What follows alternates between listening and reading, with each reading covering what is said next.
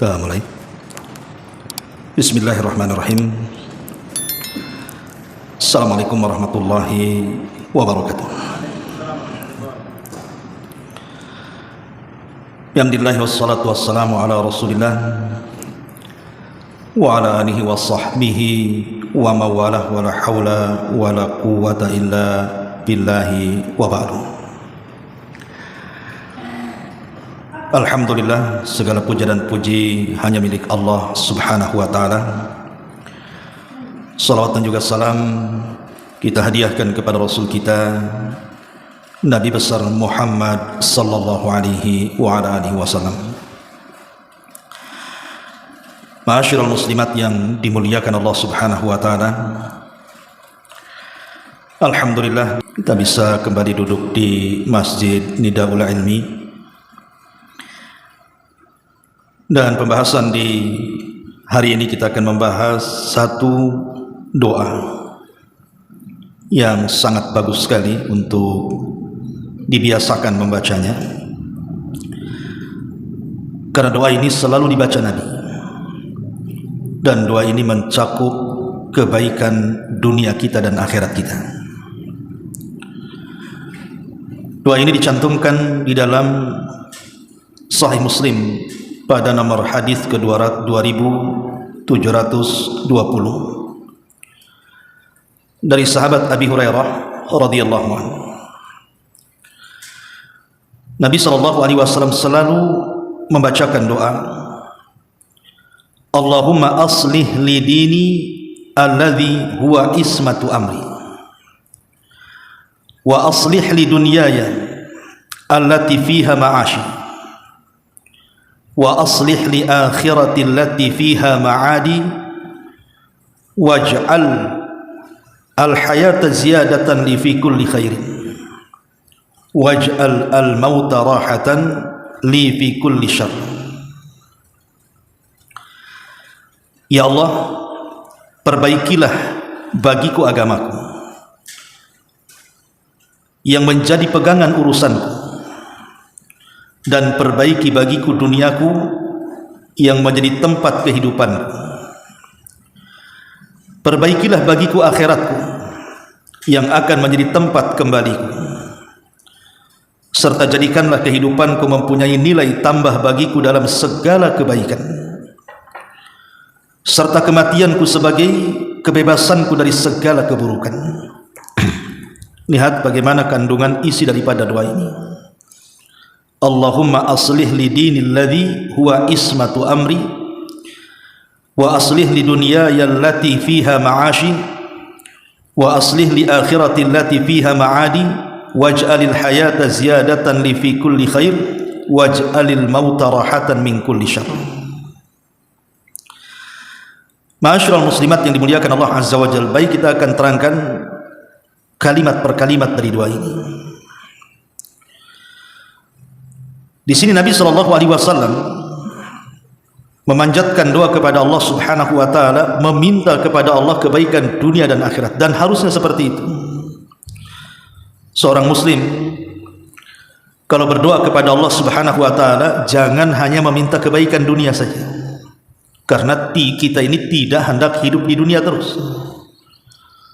Tapi kalau bisa 2/3 doa kita itu meminta kepada Allah subhanahu wa ta'ala akan kebaikan akhirat kita. Cukuplah dunia ini 1/3 saja, 2/3-nya minta akhirat. Karena kehidupan yang hakiki bagi kita itu bukan di dunia. Berapalah kita ini hidup di dunia? 60 tahun, 70 tahun, 80 tahun, iya kalau sampai ke situ usia kita. Karena Nabi sallallahu alaihi wasallam membatasi umur umatnya itu berkisar 60 sampai 70 tahun saja. Biasanya lewat dari 70 tahun juga, lewat juga umurnya. Jarang orang yang usianya lebih daripada 70 tahun, ada tapi sedikit. Tapi biasanya di usia 70 tahun ke bawah itu biasanya sudah meninggalkan dunia. Makanya penting kita meminta kepada Allah subhanahu wa ta'ala kebahagiaan yang sesungguhnya, minta akhirat. Dan itu juga dicontohkan dalam Quranul Karim, doa yang disebut dengan doa sapu jagat itu kan, Rabbana atina fid dunya hasanah wa fil akhirati hasanah wa qina adzabannar. Ya Allah, ya Rabb kami, berikan kepada kami dunia yang baik, akhirat yang baik, dan jauhkan kami dari azab neraka. Lihat dalam doa yang diajarkan Quran ini, 2/3 meminta akhirat, sepertiganya meminta dunia. Maka Nabi SAW di sini juga mengajarkan kepada kita agar kita banyak meminta kebahagiaan, baik dunia kita dan akhirat kita. Dan ini doa yang mencakup seluruh kebahagiaan. Maka biasakan berdoa dengan doa ini. Allahumma aslih li dinil ladzi huwa ismatu amri, wa aslih li dunyaya allati fiha ma'ashi, wa aslih li akhirati allati fiha ma'adi, waj'alil hayata ziyadatan li fi kulli khair, waj'alil mauta rahatan min kulli syarr. Di sini Nabi SAW berdoa dengan memulai Allahumma aslih li dinil ladzi huwa ismatu amri. Ya Allah, perbaiki agamaku yang merupakan pegangan urusanku. Kenapa Nabi SAW meminta pertama kali kepada Allah Subhanahu wa Ta'ala agar memperbaiki agama? Karena agama ini yang menentukan keselamatan kita setelah kematian. Jadi agama yang kita anut di dunia ini menentukan keselamatan kita kelak di akhirat. Maka minta kepada Allah agar diperbaiki agama kita. Tentu bukan hanya berdoa kepada Allah Azza wa Jalla agar agama kita diperbaiki, tapi ada upaya ke situ. Dengan cara apa? Pertama, ya tentu berdoa. Minta agar agama kita terus diistiqomahkan. Karena yang namanya setan itu dia tidak suka kalau seandainya kita ini terus berpegang dengan agama kita. Sebisa mungkin setan itu menyimpangkan agama kita, supaya kita murtad, atau minimalnya kalaupun kita tidak meninggalkan agama kita, tapi dijauhkan dari agama kita. Makanya dua hal yang penting dalam memperbaiki agama itu. Yang pertama, tanamkan setiap amalan yang kita lakukan dari amalan-amalan ibadah kita itu, tanamkan keikhlasan. Latih untuk senantiasa ikhlas. Karena kalau amal itu dikerjakan dengan ikhlas, tidak akan menjadi beban. Salat kalau dilakukan dengan ikhlas tidak akan jadi beban. Puasa kalau dilakukan dengan ikhlas tidak akan jadi beban. Sedekah kalau dipenuhi dengan keikhlasan tidak akan jadi beban. Ibadah apapun kalau dilakukan dengan ikhlas tidak akan menjadi beban. Tapi kalau ibadah itu tanpa keikhlasan pasti jadi beban. Pasti berat melakukannya. Makanya lihat orang-orang munafik digambarkan dalam Quran itu, mereka walaupun mereka salat setelah lahiriah, kata Allah Subhanahu wa taala, wa idza qamu ila sholati qamu kusala. Apabila orang-orang munafik itu mereka salat setelah lahiriah, tetapi salat mereka itu malas-malas karena menjadi beban. Kenapa? Karena tidak ada keikhlasan dalam hatinya. Wala yadhkurunallaha illa qalila, dan mereka tidak berzikir kecuali sedikit. Makanya kemudian untuk memperbaiki agama kita, tanam keikhlasan. Ikhlas dalam segala hal. Memang ikhlas ini kalimat mudah tetapi berat dalam pengamalan, tapi harus dipupuk dan dilatih. Makanya para ulama salaf itu mereka bertahun-tahun bahkan puluhan tahun untuk mentarbiyah hati mereka menjadi ikhlas. Dan itu yang paling sulit memang, menanamkan keikhlasan, kecuali orang-orang yang penuh dengan mujahadah, betul-betul sungguh-sungguh untuk mewujudkan keikhlasan itu dan berdoa kepada Allah agar kita tetap menjadi hamba-hamba Allah yang ikhlas. Kemudian yang kedua, dengan cara ittiba, terus mencontoh Nabi SAW. Jadi selain daripada ikhlas dalam memperbaiki agama itu, harus ada ittiba, mencontoh Nabi dalam segala hal. Bagaimana cara Nabi tidur kita ikuti, bagaimana bangunnya kita ikuti, bagaimana aktivitas kesehariannya, dalam rumah tangganya, dalam masyarakatnya, dalam ibadahnya, dalam segala hal. Karena itu satu-satunya memperbaiki agama. Kenapa kita harus memperbaiki terus agama kita ini? Supaya dalam hidup kita itu ada pegangan, supaya kita tidak tersesat jalan. Orang yang jauh dari agama pasti sesat, gelap hidupnya. Makanya sering saya istilahkan, yang sering saya ulang-ulang kepada ibu kan, Orang kalau jauh dari agama, Bu, maka akan terjerumus kepada 4 hal.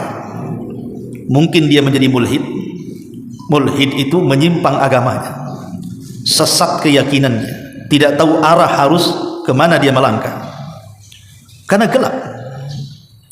Atau mungkin dia menjadi mufsid, menjadi rusak karena tidak ada agama yang kemudian memagari kehidupannya, maka dia akan jadi rusak. Dia akan sesuka-suka melakukan kejahatan sesuai dengan hawa nafsunya karena tidak ada yang mengeremnya. Agama itu pakemnya. Atau mungkin dia menjadi mudmir. Dia candu dengan maksiat, candu dengan khamar, candu dengan zina, candu dengan berbagai macam maksiat. Dia suka dengan maksiat karena tidak ada agama masalahnya. Atau mungkin dia syad, melakukan penyimpangan secara seksual, entah menjadi LGBT, homoseksual, lesbi dan yang lainnya. Itu semua karena jauh dari agama. Maka orang yang memagari kehidupannya dengan agama, insya Allah dia tidak mungkin tersesat, tidak mungkin rusak, tidak mungkin candu dengan maksiat, dan tidak mungkin menyimpang dalam kehidupan sosialnya. Makanya penting kita meminta kepada Allah Subhanahu wa ta'ala agar Allah memperbaiki agama kita. Allahumma aslih li dini alladhi huwa ismatu amri. Ya Allah, perbaiki agamaku yang merupakan pegangan hidupku. Ini yang pertama. Yang kedua, Nabi SAW meminta kepada Allah Subhanahu wa ta'ala, wa aslih li dunyaya allati fiha ma'ashi. Ya Allah, perbaiki duniaku yang merupakan tempat kehidupanku. Tentu yang dimaksud memperbaiki dunia supaya kehidupan kita nyaman. Dan itu disebutkan di dalam sebuah hadis. Nabi SAW bersabda dari hadis Ubaidillah ibn Mihsan radhiyallahu an, Nabi SAW bersabda, man asbaha minkum aminan fi syirbihi mu'afan fi jasadihi indahu qutu yaumihi faka'annama hizat lahu dunya. Siapa saja yang di pagi hari dalam kondisi aman jiwanya, sehat raganya, dan dia punya bahan makanan cukup untuk satu harinya, seolah-olah dunia ada di genggamannya, kata Rasulullah. 3 perkara. Pertama, diberikan keamanan. Yang kedua, diberikan kesehatan. Dan yang ketiga, dicukupkan makan dan minum untuk menopang kehidupannya. Minta kepada Allah Subhanahu wa ta'ala agar kita diberikan 3 perkara ini, karena 3 perkara inilah kebaikan dunia. Pertama, aman.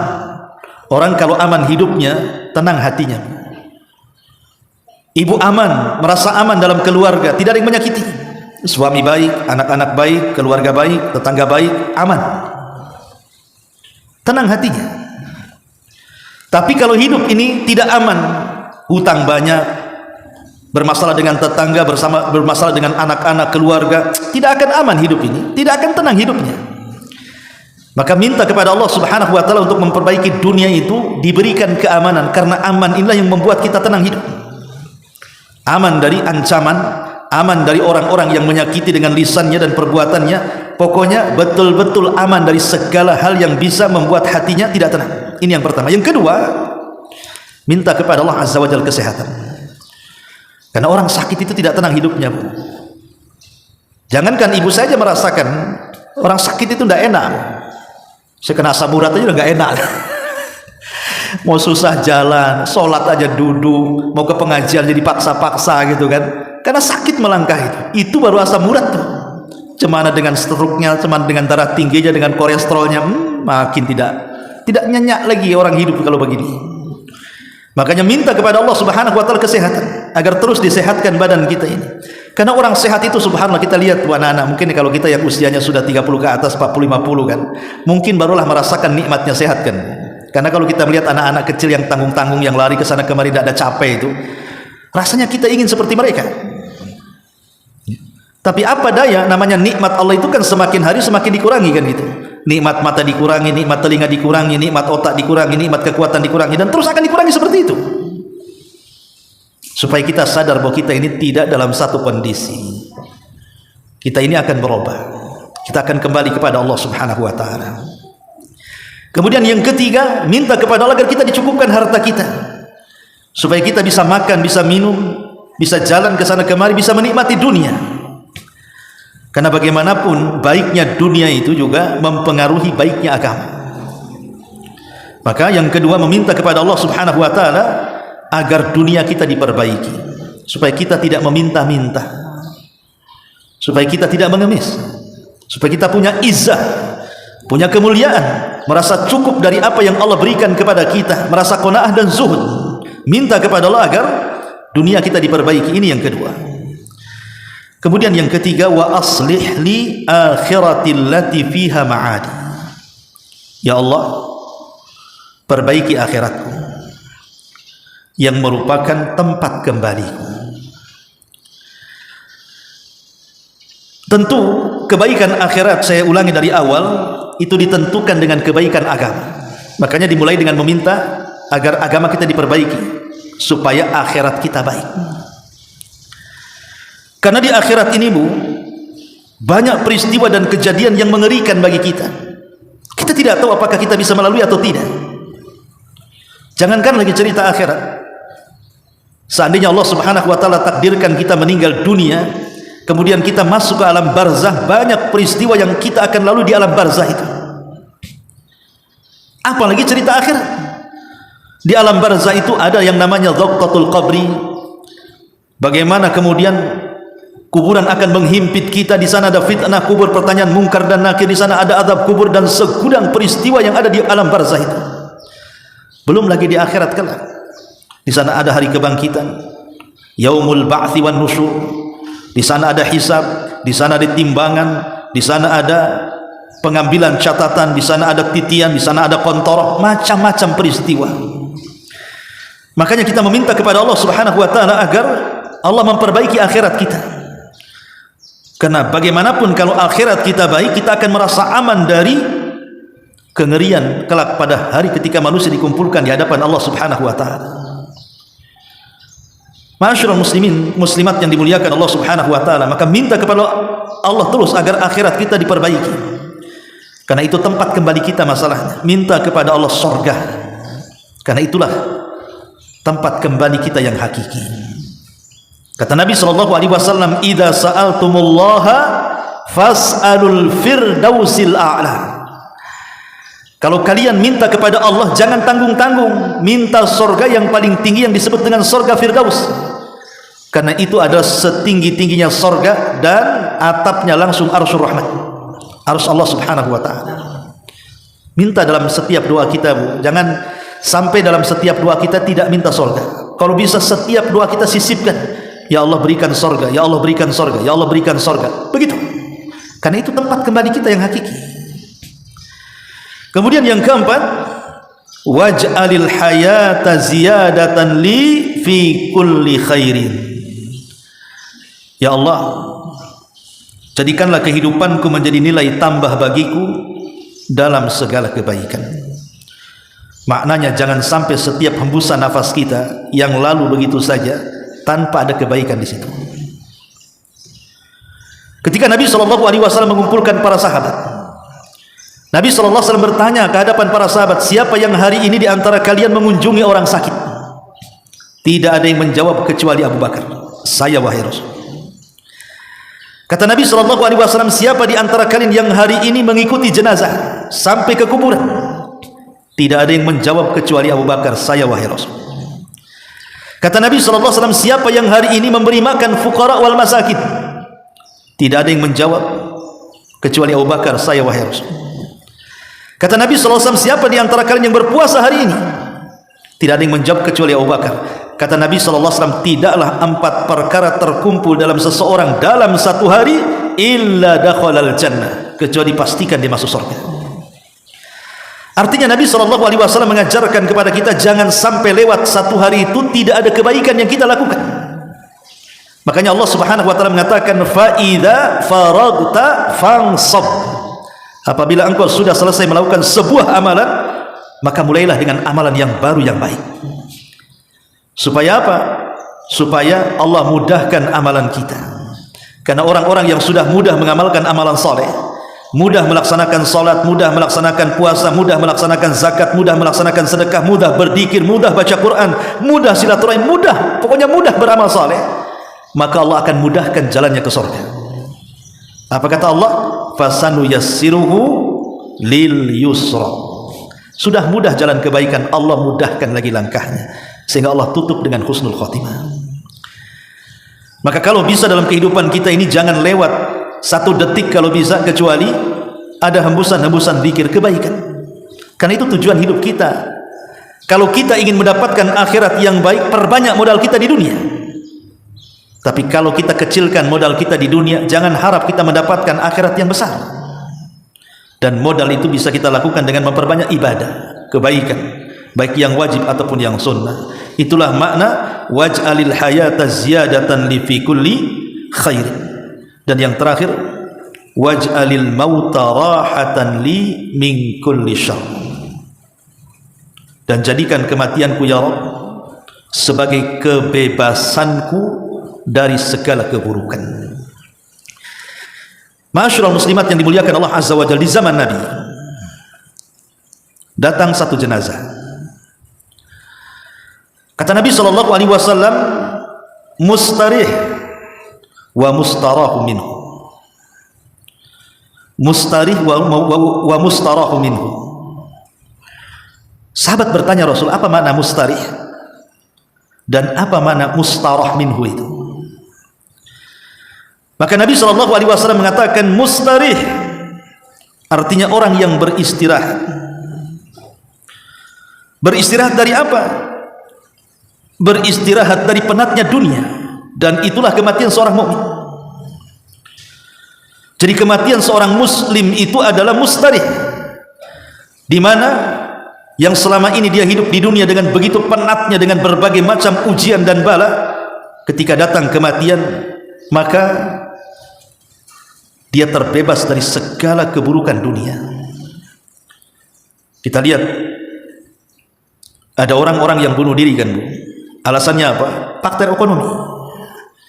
Tidak tahan disakiti, tidak tahan dizalimi, tidak tahan dibuli, tidak tahan dengan ekonomi yang seret dan begitu seterusnya. Akhirnya apa? Berujung dengan bunuh diri kan. Dan itu banyak disaksikan di masyarakat. Gara-gara putus cinta aja bunuh diri.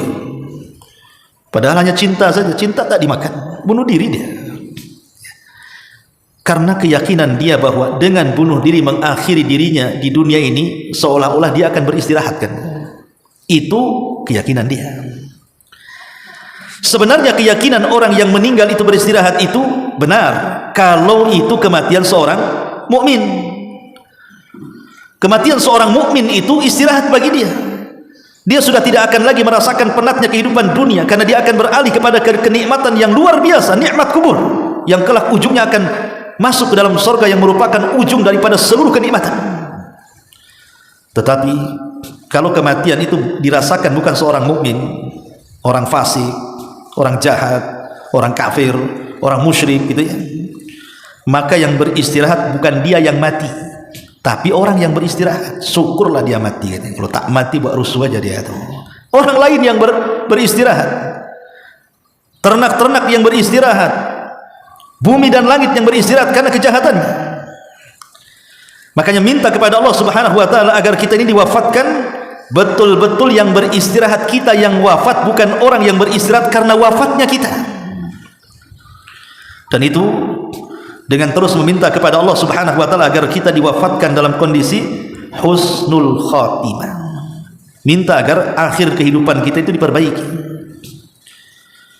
Dan husnul khatimah tidak mungkin kita dapati kecuali dengan melakukan 8 perkara. Pertama, al-istiqomah. Harus istiqomah. Apa istiqomah? Istiqomah itu sebagaimana sabda Nabi SAW, khairul a'mal adwamuha wa inqallah. Sebaik-baik amal itu yang langgeng walaupun tak banyak. Namanya ibu membiasakan sholat duha, ya sudah sholat duha dibiasakan. Baca Quran dibiasakan. Sholat malam terus tidak berhenti. Itu disebut istiqomah. Dan orang-orang yang seperti ini kematiannya akan didatangi malaikat dan akan dihembuskan di telinganya, jangan takut, jangan sedih, karena surga sudah menantimu. Yang kedua, husnudzan billah, berbaik sangkalah dengan Allah, jangan pernah suudzon, berbaik sangka dengan Allah. Sebab berburuk sangka kepada Allah itu saat kematiannya, itulah yang menjadikan sebab dia suul khatimah. Berbaik sangka dengan cara apa? Pertebal harapan kita kepada Allah. Kemudian yang ketiga, takwa, bertakwa, menjalankan perintah dan menjauhi larangan. Kemudian yang keempat, as-sidqu, membiasakan jujur, membiasakan mengucapkan kalimat benar. Kemudian yang kelima, at-taubah, terus memperbaiki taubat. Kemudian yang nomor 7, al-mudawamatu ala ta'ah, senantiasa tidak berhenti untuk melaksanakan ketaatan. Dan yang nomor 7, mengingat kematian, karena mengingat kematian itu bisa memutus rantai cinta dunia. Dan yang terakhir, al-khawf min asbabi su'il khatimah, takut kalau seandainya kita meninggal dan mendatangkan sebab-sebab buruknya akhir perjalanan hidup kita. Ini 8 perkara kata para ulama. Kalau kita pahami, kita dalami, insya Allah inilah sebab-sebab orang itu husnul khatimah. Masyaallah muslimat yang dimuliakan Allah subhanahu wa ta'ala. Jadi doa ini terangkum berapa permintaan, Bu? Ada 4 permintaan. 1, minta kepada Allah agar agama kita diperbaiki.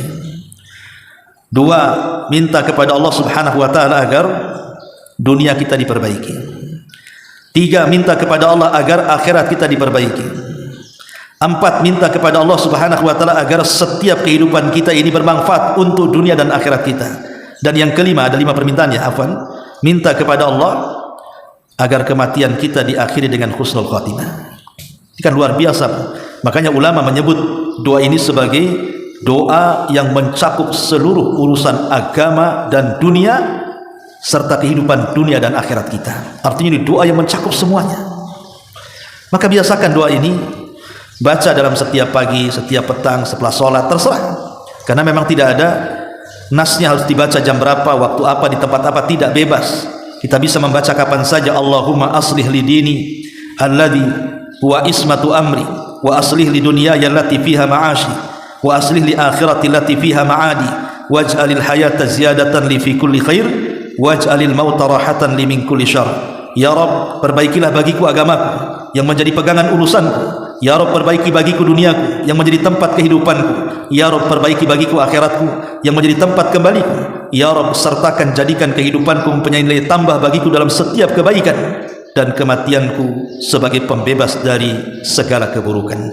Wallahu a'lam bishawab. Ini diantara kajian di pagi menjelang siang. Baik, sebelum saya tutup, kalau ada yang bertanya silahkan, kita buat tanya jawab.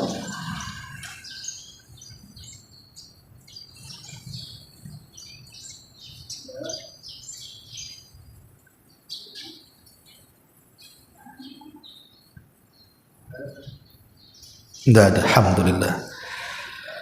Ikan sepat, ikan gabus katanya. Makin cepat makin bagus. Bagus, cepat balik. Subhanaka bihamdika asyhadu an la ilaha illa anta astaghfiruka wa atubu ilaik. Allahu ta'ala alam. Assalamualaikum warahmatullahi wabarakatuh.